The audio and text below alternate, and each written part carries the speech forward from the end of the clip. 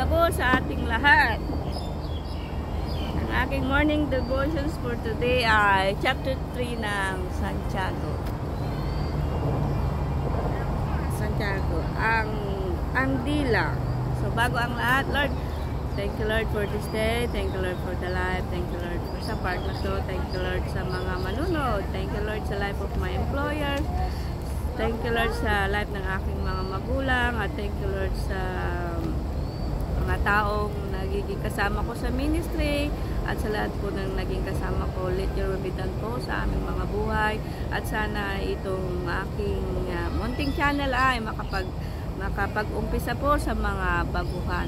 Let your will be done, Lord. All the glories belong to you. In Jesus' name I pray. Amen. Ang dila. Alam niyo po ang dila.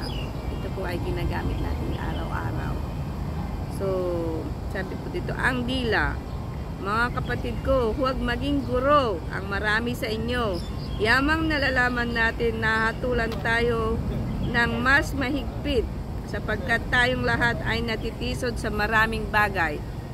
Kung ang sinuman ay hindi natitisod sa pananalita, ito ay isang taong sakdal, may kakayahang pigilin ang buong katawan. Kung tayo ngayon naglalagay ng mga preno sa bibig ng mga kabayo upang sumunod sila sa atin, binabaling natin ang ang buong katawan. Tignan ninyo ang mga barko. Bagamat napakalaki at itinutulak ng malalakas na hangin, gayon may ay napapabaling sa pamamagitan ng isang napakaliit na timon saan man naisin ng piloto. Gayon din naman, ang dila ay isang maliit na bahagi, ngunit nagyayabang ng malaking bagay. Tignan ninyo kung paano sinunog ng dila ng maliit na apoy ang malaking gubat. At ang dila ay isang apoy. Ang dila na kasama ng ating mga sangkap ay isang sanlibutan ng kasamaan. Dinudungisan nito ang buong katawan at sinusunog ang pag-ibig ng kalikasan at ito mismo ay sinusunog na sa impyerno.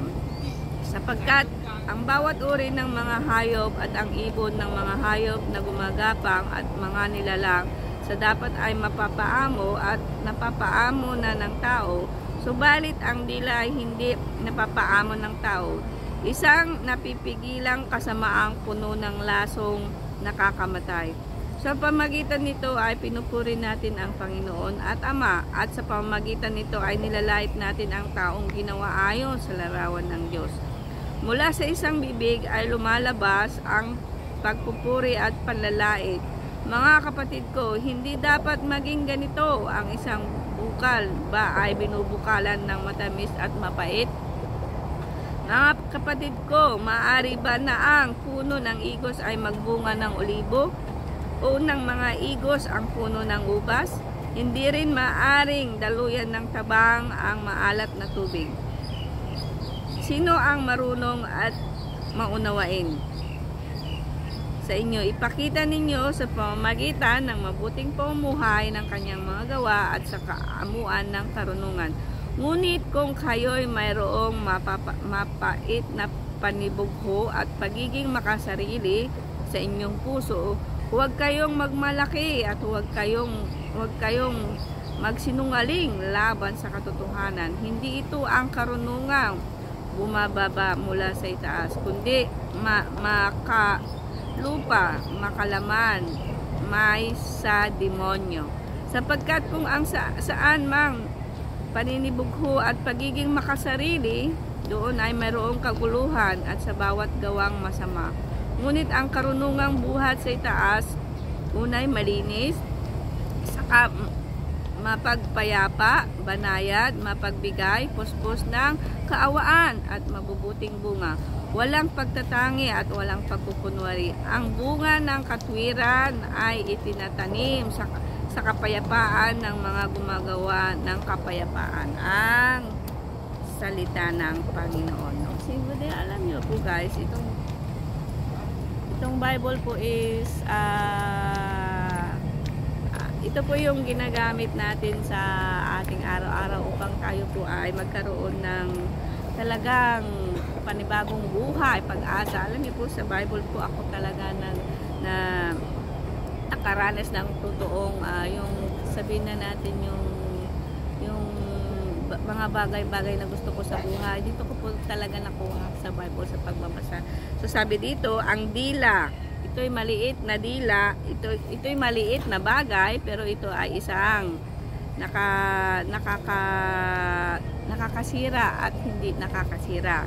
Sabi nga po dito, sabi nga dito, sapagkat tayong lahat ay natitisod sa maraming bagay. Kung ang sinuman ay hindi natitisod sa pananalita, ito ay isang taong sakdal na kakayahang pigilin ang buong katawan. So, ibig sabihin dito, yung taong mapagpigil, ay kumbaga, na talagang meron na siyang control, sasabihin, bago siya nagsasalita, iniisip muna ito kung ano yung magiging kahinatnan kung isa'y magsasalita. Okay.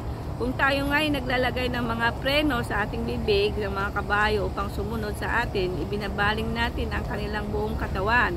Tignan ninyo ang barko at ang bagamat napakalaki at itinutulak ng malakas na hangin, gayon may ay ang papabaling sa pamagitan ng isang napakaliit na timon saan naisin ng piloto. Ayan. Kaya ganun din ang dila. Isang maliit na bahagi, ngunit nagyayabang at malaking bagay. Tignan ninyo ang punong sinunog ng maliit, ang apoy at malaking gubat. Alam niyo po yung dito po sa sinasabi po dito na ang dila po talaga, ito po ay pwede siyang magiging mabuting bunga. Lalo na po siguro yung mga nasasaktan yan. Hindi, we are still in the flesh, but sabi nga dito, napakaliwanag, huwag nating hayaan na ang isang bagay ay magiging hindi maganda sa magiging kapwa, kagaya dito nila. Subalit ila ay napapaamon ng tao ng isang napipigilang kasamaang puno ng lasong nakakamatay. Nakakamatay po talaga. Example, pag nakita mo yung isang kapatid, kaibigan, magulang, whatever, tapos bigla ka na lang nagsalita, ibig sabihin nun, wala pa sa'yo, kapatid, yung talagang hindi pa tumitimo sa'yo yung mga natutunan mo. But kung ang talagang kahit pagsalitaan ka ng masasama o whatever, pag talagang ang salita ng Panginoon ay tumubo na sa iyong puso, kapatid, alam mo, ano na lang yan, pakikinggan mo na lang yan. So, dapat po natin suriin ang ating sinasabi bago po tayo magsalita. Dahil po once po yan, nabitawan na po yan, kahit anong sorry niyo po, alam niyo po ang sorry, hindi po yun nakakagamot ang sorry, kasi that is that. Sabi nga po dito naman tayo, 2 uri ng karunungan. Sino man ang marunong at manuon, ipakita sa pamagitan ng mabuting pamumuhay ng kanyang mga gawa sa kaamuhan ng karunungan.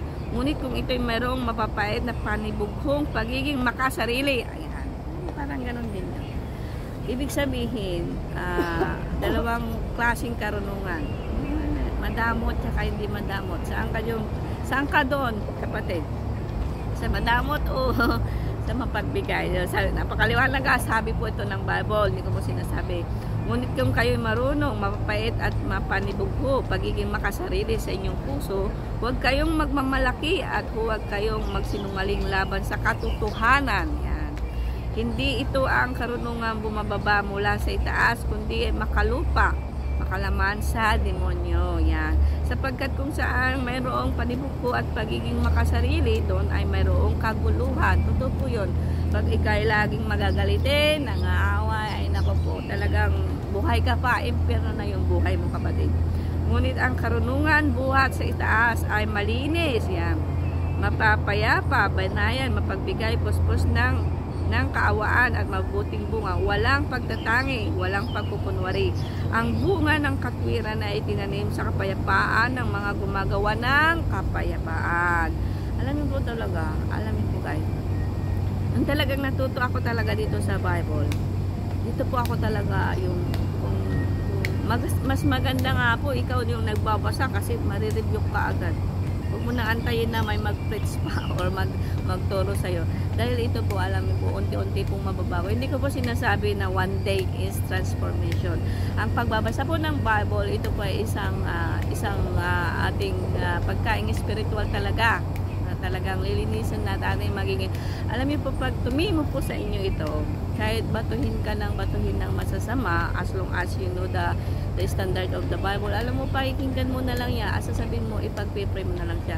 Alam niyo po, kapatid, ang salita ng Panginoon ay napaka-fragile. Huwag po natin itong gagamitin to sa walang kabuluhan. Dahil po, ang Panginoon po is talagang malinis at pulido. Hindi po ito yung patsamba. Alam niyo po, hindi po patsamba ang Panginoon Lord. Ito po ay talagang malinis. Sabi nga po dito, 'di ba? Sabi dito, mabubuting bunga. Ito malinis, saka mapayapa, banayan, mapagbigay. Mapagbigay ka ba? Maraming klaseng mapagbigay. Alam niyo po, ang pagbibigay is a form of worship. Pero ang pagbibigay mo naman is not for the God's glory. Alam mo kapatid, sayang lang ang iyong pagbibigay. Dapat pag nagbigay ka is from the bottom of your heart.